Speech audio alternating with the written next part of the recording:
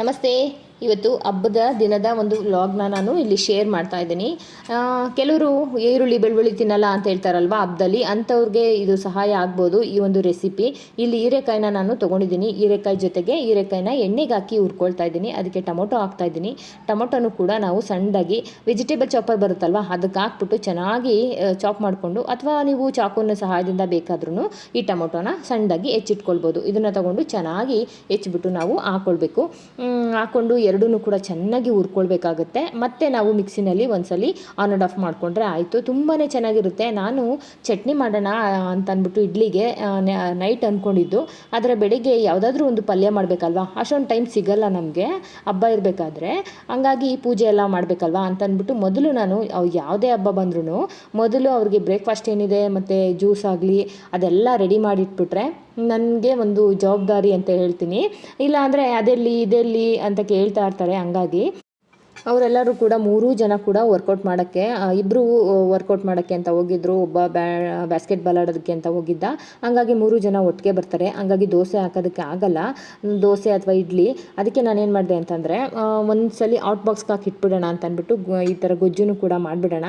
ಯಾವುದಾದ್ರೂ ಒಂದು ಪಲ್ಯ ಮಾಡಬೇಕಾಯ್ತಲ್ವ, ಪಲ್ಯ ಮಾಡೋಕ್ಕೆ ಟೈಮ್ ಇಲ್ಲ ಇವಾಗ ಅಂತ ಹೀರೆಕಾಯಿನ ಬಳಸ್ಕೊಂಡು ಈ ಥರ ಮಿಕ್ಸಿನಲ್ಲಿ ಒಂದ್ಸಲಿ ನೋಡ್ತಾ ಇದ್ರೇ ತಿನ್ಬೇಕನ್ಸುತ್ತೆ. ಸೂಪರಾಗಿ ಆಗುತ್ತೆ ಈ ರೆಸಿಪಿ. ಒಂದ್ಸಲಿ ಟ್ರೈ ಮಾಡಿ ನೋಡಿ. ಅನ್ನಕ್ಕೂ ಕೂಡ ಸೂಪರಾಗಿರುತ್ತೆ, ಇಡ್ಲಿಗೂ ಕೂಡ ತುಂಬಾ ಚೆನ್ನಾಗಿರುತ್ತೆ. ಇಡ್ಲಿನ ನಾನು ಇದು ಬರುತ್ತಲ್ವ ಅಕ್ಕಿ, ಸ್ವಲ್ಪ ದಪ್ಪಕ್ಕಿ ಒಂಥರ ಅದಕ್ಕೆ ಕುಸುಬ್ಲಕ್ಕಿ ಬರುತ್ತಲ್ವ ಅದರಲ್ಲಿ ಮಾಡಿದ್ದೀನಿ. ತುಂಬ ಸ್ಪಾಂಜಿಯಾಗಿ ಸೂಪರಾಗಿ, ಟೇಸ್ಟ್ ವೈಸು ಅಷ್ಟೇ ಸಖತ್ತಾಗಿರುತ್ತೆ. ಅದರಲ್ಲಿ ಮಾಡ್ಕೊಂಡಿದ್ದೆ. ಅದ್ರ ಜೊತೆಗೆ ಈ ಒಂದು ಗ್ರೇವಿ ಕೂಡ ಅನ್ನದ ಜೊತೆಗೂ ಆಗುತ್ತೆ, ಅಥವಾ ನೀವು ಇಡ್ಲಿ ದೋಸೆಗೂ ಕೂಡ ಸೂಪರಾಗಿರುತ್ತೆ. ಹಂಗಾಗಿ ಇದನ್ನು ಮಾಡ್ಕೊಂಡಿದ್ದೆ. ಮಾಡಿದ ನಂತರ ಅವ್ರಿಗೆ ಒಂದು ಹಾಟ್ ಬಾಕ್ಸ್ಗೆಲ್ಲ ಹಾಕಿಟ್ಬಿಟ್ಟು ಡೈನಿಂಗ್ ಟೇಬಲ್ ಮೇಲೆ ಇಟ್ಬಿಟ್ರೆ ಅವ್ರಿಗೆ ಬೇಕಾದಾಗ ಅವರು ಬಂದಾಗ ಹಾಕೊಂಡು ತಿಂತಾರೆ. ನಾನು ನೆಮ್ಮದಿಯಾಗಿ ಪೂಜೆ ಮಾಡ್ಬೋದು ಅಂತ ಹೇಳಿ ಈ ಥರ ಅನ್ನದ ಜೊತೆಗೆ ನಿಮಗೆ ತೋರಿಸ್ತೀನಿ. ನೋಡ್ತಾ ಇದ್ರೇ ಈ ಒಂದು ರೆಸಿಪಿನ ಟ್ರೈ ಮಾಡಬೇಕನ್ಸುತ್ತೆ. ಖಂಡಿತವಾಗ್ಲೂ ಟ್ರೈ ಮಾಡಿ, ತುಂಬ ಚೆನ್ನಾಗಿರುತ್ತೆ. ನೀವು ಈರುಳ್ಳಿ ಬೆಳ್ಳುಳ್ಳಿ ಬಳಸೋದ್ರಾದ್ರೂ ಪರವಾಗಿಲ್ಲ, ಇದಕ್ಕೆ ಈರುಳ್ಳಿನ ಒಗ್ಗರಣೆಗೆ ಹಾಕ್ಕೊಂಡು ನೀವು ಆರಾಮಾಗಿ ಬಳಸ್ಕೊಳ್ಬೋದು. ತುಂಬಾ ಚೆನ್ನಾಗಾಗುತ್ತೆ. ನೋಡಿ ಎಷ್ಟು ಚೆನ್ನಾಗಿದೆ. ಇವಾಗ ಆಯಿತು. ಇವಾಗೆಲ್ಲ ಹಾಟ್ ಬಾಕ್ಸ್ಗೆ ಹಾಕಿ ಎತ್ತಿಟ್ಟಿದ್ದೀನಿ. ಬಂದ ನಂತರ ಅವರು ತಿನ್ನಲಿ ಅಂತ ಅಂದ್ಬಿಟ್ಟು ನಾನು ನೆನ್ನೆನೇ ದೇವ್ರ ಸಾಮಾನೆಲ್ಲ ತೊಳೆದಿಟ್ಕೊಂಡಿದ್ದೆ. ದೇವ್ರ ಮನೆ ಕೂಡ ಕ್ಲೀನ್ ಮಾಡಿ ಇಟ್ಕೊಂಡಿದ್ದೆ. ಹಾಗಾಗಿ ನನ್ನ ಕೆಲಸ ಈಸಿ ಆಯಿತು. ನಾನಿವತ್ತೇನು ಉಪವಾಸ ಮಾಡ್ತಾಯಿಲ್ಲ. ಹಂಗಾಗಿ ಪೂಜೆ ಎಲ್ಲ ಮಾಡ್ಕೊಂಬಿಟ್ಟು ಆಮೇಲೆ ಊಟ ಮಾಡೋಣ ಅಂತ ಅವ್ರ 3 ತಟ್ಟೆ ಇಟ್ಟಿದ್ದೀನಿ. ಇಲ್ಲೇ 3 ತಟ್ಟೆ ಇಟ್ಟಿದ್ದೀನಿ, ನೀರು ಕೂಡ ಇಟ್ಟಿದ್ದೀನಿ, ಎಲ್ಲನೂ ಕೂಡ ರೆಡಿ ಮಾಡಿಬಿಟ್ಟಿದ್ದೀನಿ. ಹಾಗಾಗಿ ಹಣ್ಣು ಕೂಡ ಪಕ್ಕದಲ್ಲಿ ಇಟ್ಟಿದ್ದೀನಿ. ಇವಾಗ ನೋಡಿ ಸಂಜೆ ಈಸಿಯಾಗಿ ಸಿಂಪಲ್ಲಾಗಿ ನಾನು ಈ ಸಲ ಪೂಜೆ ಮಾಡಿಕೊಂಡೆ. ನಾನು ಉಪವಾಸ ಇರಲಿಲ್ಲ ಅಲ್ವಾ, ಹಂಗಾಗಿ ಇವಾಗ ಸಂಜೆ ಬಾಗಿಲಿಗೆ ದೀಪ ಹಚ್ಚಿದ್ದೀನಿ. ಪೂಜೆ ಕೂಡ ಸಿಂಪಲ್ಲಾಗಿ ಸೂಪರಾಗಿ ಆಯಿತು. ನೈವೇದ್ಯ ಮಾಡಿರೋದನ್ನು ನಾನು ಶಾರ್ಟ್ಸಲ್ಲಿ ಹಾಕ್ತೀನಿ, ಅಭಿಷೇಕ ಮಾಡಿರೋದನ್ನು ಲಿಂಗಕ್ಕೆ, ಅದನ್ನು ಮಾಡ್ಕೊಂಡಿದ್ದೆ. ಇವಾಗ ಪೂಜೆ ಎಲ್ಲ ಆಯಿತು. ಪೂಜೆ ಎಲ್ಲ ಆದ ನಂತರ ನಾನು ಅಡುಗೆ ಮಾಡೋಣ ಅಂತ ಅಂದ್ಬಿಟ್ಟು ಬಂದಿದ್ದೀನಿ. ಇಲ್ಲಿ ಅಡುಗೆ ಮಾಡೋದಕ್ಕೆ ಅಂತ ಅಂದ್ಬಿಟ್ಟು ಅನ್ನ ಮತ್ತು ರಸಮ್ಮು ಸಾಂಬಾರು 3 ಮಾಡೋಣ ಅಂತ ಅಂದ್ಕೊಂಡು ಮಾಡ್ತಾಯಿದ್ದೀನಿ. ಇವಾಗ ಒಂದು ಪಲ್ಯ ಕೂಡ ಮಾಡಬೇಕಲ್ವ, ಅದಕ್ಕೂ ಕೂಡ ರೆಡಿ ಮಾಡ್ಕೊಳ್ತಾ ಇದ್ದೀನಿ. ಇವತ್ತು ಮಹಿಳಾ ದಿನಾಚರಣೆ ಕೂಡ ಇತ್ತು. ಹಂಗಾಗಿ ಮನೆಯವರು ಹೊರಗಡೆ ಕರ್ಕೊಂಡು ಹೋಗ್ತೀನಿ ಬಾ ಅಂತ ಅಂದರು. ಹಂಗಾಗಿ ಹೋದರೆ ಅಲ್ಲಿ ಬೆಣ್ಣೆ ದೋಸೆ ಮಾಡ್ತಾರಲ್ಲಿ, ಬೆಣ್ಣೆ ದೋಸೆನ ತುಂಬ ಚೆನ್ನಾಗಿ ಮಾಡ್ತಾರೆ ಅಂತ ಕರ್ಕೊಂಡು ಹೋದರು. ಹಬ್ಬದ ದಿನ ಯಾರಾದರೂ ಹೊರಗಡೆ ತಿಂತಾರಾ, ಮನೆಯಲ್ಲೇ ತಿನ್ನೋಣ, ಅಡುಗೆ ಎಲ್ಲ ಮಾಡ್ತೀನಿ ಅಂತ ಅಂದ್ಬಿಟ್ಟು ಹಂಗೂ ಬೈಕೊಂಡು ಕರ್ಕೊಂಬಂದರು. ಯಾವಾಗಾದ್ರೂ ಇದೇ ಥರ ಮಾಡ್ತೀಯ ನೀನು ಅಂತ. ಆಮೇಲೆ ಮಕ್ಕಳು ಫೋನ್ ಮಾಡಿ 2 ಕೇಕ್ ಬೇಕಪ್ಪ ಅಂದರು. Cake piece. ಹಂಗಾಗಿ ಇವತ್ತು ತಿನ್ನಬಾರ್ದು ಅಂತ ಹಂಗೂ ಅಂದೆ ನಾನು. ಮನೆಯವರು ನೀನಂತೂ ತಿನ್ನಲ್ಲ, ಮಕ್ಕಳನ್ನೂ ತಿನ್ನಬಾರ್ದು, ಅದು ತಿನ್ನಬಾರ್ದು ಅಂತ ಹೇಳ್ತೀಯ ಅಂತ ಅಂದ್ಬಿಟ್ಟು ಮಕ್ಕಳಿಗೆ 2 ಕೇಕ್ ಪೀಸ್ ತೊಗೊಂಡ್ರು. ಅದನ್ನು ತೊಗೊಂಡು ಬಂದು ಮಕ್ಳಿಗೆ ಕೊಟ್ಟರು. ಅವರು ಕೂಡ ತಿಂದರು. ಆಮೇಲೆ ಅಡುಗೆ ಕೂಡ ರೆಡಿ ಮಾಡಿಕೊಂಡೆ. ಅಡುಗೆ ಮಾಡಿ ಎಷ್ಟು ದೇವಸ್ಥಾನದಲ್ಲಿ ಕ್ಯೂ ಇತ್ತು ಅಂದರೆ ಸಖತ್ತು ಲೈನಲ್ಲಿ ಜನ ನಿಂತಿದ್ರು. ಆಮೇಲೆ ಇಬ್ಬರು ಕೂಡ ಬಂದ್ವಿ. ಮತ್ತು ಬರಬೇಕಾದ್ರೆ ಕಲ್ಲಂಗಡಿ ಹಣ್ಣು ಅಂದರೆ ವಾಟರ್ಮೆಲನ್ನು ಕೂಡ ತೊಗೊಂಡೆ. ಅದನ್ನಾದರೂ ತೊಗೋತಾಯಿ ನೀನು ಅಂತ ಅಂದ್ಬಿಟ್ಟು ತೊಗೊಂಡ್ವಿ. ಅದು ತೊಗೊಂಡು ಬಂದೆ. ನಾನು ಇವತ್ತು ಮಹಿಳಾ ದಿನಾಚರಣೆಗೆ ಮನೆಯವರು ಕೂಡ ಗಿಫ್ಟ್ ಕೊಟ್ಟರು, ನನ್ನ ಚಿಕ್ಕ ಮಗ ಕೂಡ ಗಿಫ್ಟ್ ಕೊಟ್ಟ. ಅದೇನು ಅಂತ ಹೇಳ್ತೀನಿ. ನಮ್ಮೆಲ್ಲ ಹೆಣ್ಮಕ್ಳು ಮನೆ ಜವಾಬ್ದಾರಿಯಿಂದ ಹಿಡಿದು ಗಂಡ ಮಕ್ಕಳು ಮನೆ ಅವ್ರ ಕೆರಿಯರ್ನು ಕೂಡ ಬಿಲ್ಡ್ ಮಾಡ್ಕೊಳ್ಳೋಕ್ಕೆ ತುಂಬಾ ಕಷ್ಟಪಡ್ತಾರೆ. 95% ಹೆಣ್ಮಕ್ಳು ತುಂಬಾ ಸ್ಟ್ರಗಲ್ ಪಡ್ತಾರೆ. ಅವ್ರಿಗೆಲ್ಲರಿಗೂ ಕೂಡ ಮಹಿಳಾ ದಿನಾಚರಣೆಯ ಶುಭಾಶಯಗಳು. ಇನ್ನು ಎಲ್ಲ ಅವ್ರಿಗೆ ಸ್ವಾರ್ಥ ಅನ್ನೋದೇ ಇರಲ್ಲ. ಮಕ್ಕಳಿಗೆ ಮನೆಗೆ ಅವ್ರ ಕೆರಿಯರ್ನ ಸ್ವಲ್ಪ ಬಿಲ್ಡ್ ಮಾಡ್ಕೋಬೇಕು, ಅವರು ಸೆಟಲ್ ಆಗಬೇಕು ಅಂತ ಒದ್ದಾಡ್ತಾನೆ ಇರ್ತಾರೆ. ಅಂಥವ್ರನ್ನೆಲ್ಲ ನೋಡಿದಾಗ ಒಂಥರ ಇನ್ಸ್ಪಿರೇಷನ್ ಅಂತ ಹೇಳ್ಬೋದು. ಇನ್ನು ಚಿಕ್ಕ ಮಗ ಮತ್ತು ಬೆಳಗ್ಗೆ ಮನೆ ಕ್ಲೀನ್ ಮಾಡಬೇಕಾದ್ರೆ ಬೆಡ್ ಮೇಲೆ ಮಲ್ಕೊಂಡು ಚಿಕ್ಕ ಮಗ ಮಾತಾಡ್ತಾ ಇದ್ದ ಫ್ರೆಂಡ್ ಜೊತೆ. ನಾನಿವಾಗ ಅವ್ನು SLC ಇರೋದ್ರಿಂದ ಸ್ವಲ್ಪ ಫೋನೆಲ್ಲ ಕೊಡಲ್ಲ ಅವನಿಗೆ.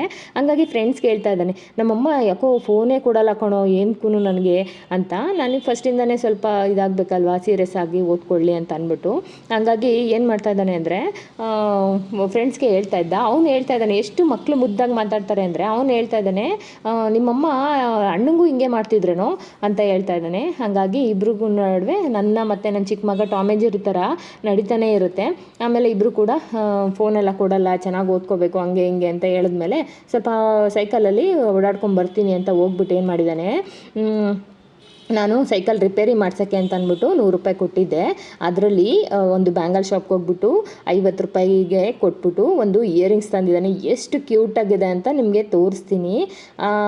ನಾನು ಮನೆಯವ್ರಿಗೆ ಫೋನ್ ಮಾಡಿ ಹೇಳಿದೆ, ಈ ಥರ ಚಂದು ಇಯರಿಂಗ್ಸ್ ತಂದಿದ್ದಾನೆ ಅಂತ. ಅವ್ರು ಹೇಳ್ತಾಯಿದ್ರು, ನಾನು ಎಷ್ಟೇ ಕಾಸ್ಟ್ಲಿದು ಕೊಡಿಸಿದ್ರು ನಿನಗೆ ಅಷ್ಟು ಖುಷಿ ಆಗಲ್ಲ, ಮಕ್ಳು ಏನಾದರೂ ಒಂದು ಜಾತ್ರೆಲಿ ಏನಾದರೂ ತಂದುಕೊಟ್ಬಿಟ್ರೆ ನಿನಗೇನು ಖುಷಿ ಅಲ್ವಾ ಅಂತ. ಹೌದಲ್ವಾ, ನಮ್ಮೆಲ್ಲ ಹೆಣ್ಮಕ್ಳಿಗೆ ತಾಯಂದ್ರಿಗೆ ಏನೋ ಮಕ್ಕಳು ಒಂದು ಚಿಕ್ಕ ತಂದುಕೊಟ್ರು ನಮಗೆ ತುಂಬಾ ಖುಷಿ ಆಗಿಬಿಡುತ್ತೆ. ಆಮೇಲೆ ನನಗೆ ಏನಕ್ಕೆ ಅವನು ಹೇಳಿಲ್ಲ, ಸುಮ್ಮನೆ ತಂದುಬಿಟ್ಟು ಬಾಮ ಇಲ್ಲಿ ಅಂದ. ಏನು ಅಂತ ಅಂದರೆ ಯಾಕೋ ಬೇಜಾರಾಗಿದ್ನಲ್ಲ ಅಂತ ಅಂದ್ಬಿಟ್ಟು ನಾನು ಬಂದು ಊಟ ಮಾಡ್ತಂದೆ. ಬಾಮ ಇಲ್ಲಿ ಅಂದ್ಬಿಟ್ಟು ಒಂದು ಕಿವಿದು ಓಲೆ ತೆಗೆದ್ಬಿಟ್ಟು ಅವನೇ ಹಾಕ್ದ. ಏನೋ ಇದು ಎಲ್ಲಿ ಬಂತು ನಿಂಗೆ ಅಂದರೆ ಸೈಕಲ್ ರಿಪೇರಿ ಮಾಡ್ಸೋಕ್ಕೆ ಕೊಟ್ಟಿದೆಯಲ್ಲ ಅದು ಅಂದ. ತುಂಬಾ ಖುಷಿ ಆಯಿತು ನನಗೆ. ಜೊತೆಗೆ ಮನೆಯವರು ಕೂಡ ನಾನು ಹಬ್ಬದಲ್ಲಿ ಎಷ್ಟು ಕಾಸ್ಟ್ಲಿ ಅಲ್ವಾ ಇದೆಲ್ಲ, ಹೂವು ಎಲ್ಲ ಮಲ್ಲಿಗೆ ಹೂವು ಎಲ್ಲ ತುಂಬಾ ರೇಟ್ ಇತ್ತು. ಹಾಗಾಗಿ 70 ರೂಪೀಸ್ ಹೇಳಿದ್ರು. ಅಯ್ಯೋ ಹಬ್ಬ ಆದಮೇಲೆ ಮುಡ್ಕೊಂಡ್ರೆ ಏನಾಗಲ್ಲ, ಪೂಜೆ ಮಾಡಬೇಕಾದ್ರೆ ಒಂದು ಹೂವು ಮುಡ್ಕೊಂಡು ಪೂಜೆ ಮಾಡೋಣ ಅಂತ ಅಂದ್ಬಿಟ್ಟು ನಾನು ತೊಗೊಳ್ಳಿಲ್ಲ, ಬಂದಿದ್ದೀನಿ. ಅದೇ ಹೂವನ್ನ ಹೋಗ್ಬಿಟ್ಟು ಮನೆಯವರು, ನನಗೆ ತುಂಬ ಇಷ್ಟ ಮಲ್ಲಿಗೆ ಹೂವು ಅಂದರೆ, ಅದೇ ಹೂವನ್ನ ಹೋಗ್ಬಿಟ್ಟು ಕಾಸು ಕೊಟ್ಬಿಟ್ಟು ತೊಗೊಂಡು ಬಂದಿದ್ದಾರೆ. ಮತ್ತು ಕರ್ಕೊಂಡೋಗಿದ್ರಲ್ವ, ಡ್ರೆಸ್ಸನ್ನು ತೊಗೋತಾಯಿ ನೀನು ಅಂತ ಅಂದರು. ಆದರೆ ಡ್ರೆಸ್ಸು ಬೇಡ ನನಗೆ, ಊಟನೂ ಬೇಡ ಅಂತ ಅಂದ್ಬಿಟ್ಟು ಸೀದಾ ಬಂದಿದ್ದಾಯಿತು. ಏನೋ ಒಂದು ಸ್ವಲ್ಪ ಹಂಗೆ ಹಿಂಗೆ ಬೈಕೊಂಡು, ಏನು ತೊಗೊಳ್ಳಲ್ಲ ಇವಳು, ಸುಮ್ಮನೆ ಕರ್ಕೊಂಬರ್ಬೇಕು ಅಂತ ಅಂದ್ಬಿಟ್ಟು ಬೈಕೊಂಡು ಬಂದಿದ್ದಾಯಿತು. ಹಬ್ಬಗಳಲ್ಲಿ ನನಗೇನು ಹೊರಗಡೆ ತಿನ್ನಬೇಕು ಅಂತ ಅನಿಸಲ್ಲ, ಮನೇಲಿ ಏನು ಮಾಡಿರ್ತೀವಿ ಅದನ್ನೇ ತಿನ್ನಬೇಕಲ್ವ. ಹಂಗಾಗಿ ಉಪವಾಸ ಅಂತೂ ಮಾಡಿಲ್ಲ, ಹಂಗಂತ ಅಂದ್ಬಿಟ್ಟು ಎಲ್ಲಿ ಬೇಕಲ್ಲಿ ತಿನ್ನೋದು ಅದಿಷ್ಟ ಆಗಲ್ಲ ನನಗೆ. ಹಂಗಾಗಿ ಇವಾಗ ಬಂದ ನಂತರ ಅಡುಗೆ ಎಲ್ಲ ಮಾಡಿದೆ. ಅಡುಗೆ ಎಲ್ಲ ಮಾಡಿ ಎಲ್ಲರೂ ಕೂಡ ಊಟ ಮಾಡಿದ್ವಿ. ರಾಗಿ ಮುದ್ದೆ ಕೂಡ ಮಾಡ್ಕೊಂಡಿದ್ದೆ ನೈಟ್ಗೆ. ಇದೆಲ್ಲ ಆದ ನಂತರ ನನ್ನ ಮಗ ಏನು ಕೊಟ್ಟ ಅಂತ ಅಂದ್ಬಿಟ್ಟು ನಿಮಗೆ ತೋರಿಸ್ತೀನಿ. ತುಂಬಾ ಚೆನ್ನಾಗಿದೆ, ಕ್ಯೂಟಾಗಿದೆ ಅದು. ನಿಮ್ಮೆಲ್ಲರಿಗೂ ಕೂಡ ಮಹಿಳಾ ದಿನಾಚರಣೆಯ ಶುಭಾಶಯಗಳು. ಹೆಣ್ಮಕ್ಳು ಮಾತ್ರ ಅಲ್ಲ, ಗಂಡು ಮಕ್ಕಳು ಕೂಡ ಅಷ್ಟೇ ಶ್ರಮ ವಹಿಸಿ ಹೆಂಡತಿ ಮಕ್ಕಳು ಮನೆ ಅಪ್ಪ ಅಮ್ಮ ಅಂತ ಎಲ್ಲನೂ ಕೂಡ ಮ್ಯಾನೇಜ್ ಮಾಡ್ಕೊಂಡು ಹೋಗ್ತಾರೆ. ಹಾಗಾಗಿ ಇಬ್ಬರೂ ಕೂಡ ಸಮಾನವಾಗಿ ಅವ್ರವ್ರ ಲೈಫಲ್ಲಿ ಅವರು ಕಷ್ಟಪಡ್ತಾನೆ ಇರ್ತಾರೆ ಅಂತ ಹೇಳ್ಬೋದು. ಇವಾಗ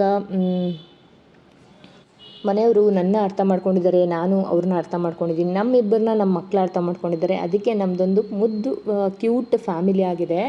ಒಬ್ರನ್ನೊಬ್ರು ಅರ್ಥ ಮಾಡಿಕೊಂಡು ಒಬ್ರನ್ನೊಬ್ರು ಸಪೋರ್ಟ್ ಮಾಡ್ಕೊಂಡಿದ್ರೆ ಮನೇಲಿ ಒಂದು ನೆಮ್ಮದಿ ಶಾಂತಿ ನೆಲೆಸುತ್ತೆ. ಇದೇ ನನ್ನ ಮಗ ಕೊಡಿಸಿದಂಥ ಗಿಫ್ಟು. ನೋಡಿ ಎಷ್ಟು ಕ್ಯೂಟಾಗಿದೆ ಅಲ್ವಾ. ಇದನ್ನು ಹೇಳ್ತಾ ಇದ್ದ, ಮ್ಯಾಚಿಂಗ್ ಡ್ರೆಸ್ ಜೊತೆ ಹಾಕೋಬೇಕಲ್ವೇನಮ್ಮ ಅಂತ.